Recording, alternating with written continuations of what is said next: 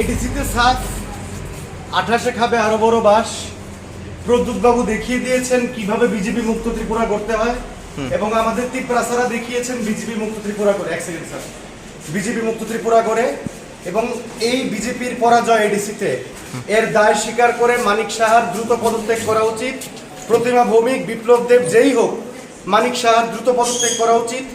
ADC ত্রিপুরাকে রাস্তা দেখিয়েছে, মহারাজা রাস্তা দেখিয়েছে এবং মহারাজা প্রমাণ করে দিয়েছে বাপেরও বাপ থাকে। এইটুকুই বলবো। I am during last 2.5 years at jail. কোনো দোষ নেই, মুখ্যমন্ত্রীর বিরুদ্ধে নিউজ এবং খবর করার প্রতিবাদে জেল খাটতে হচ্ছে।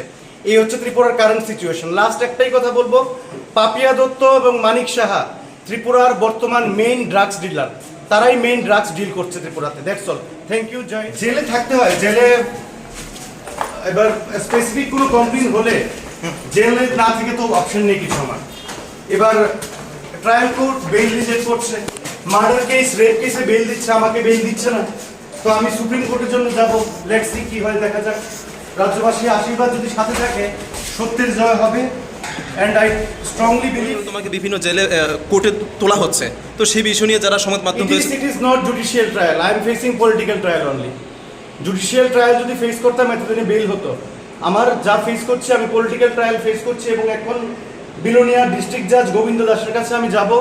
ওনার কোর্টের প্রতি আমার কোনো আস্থা নেই।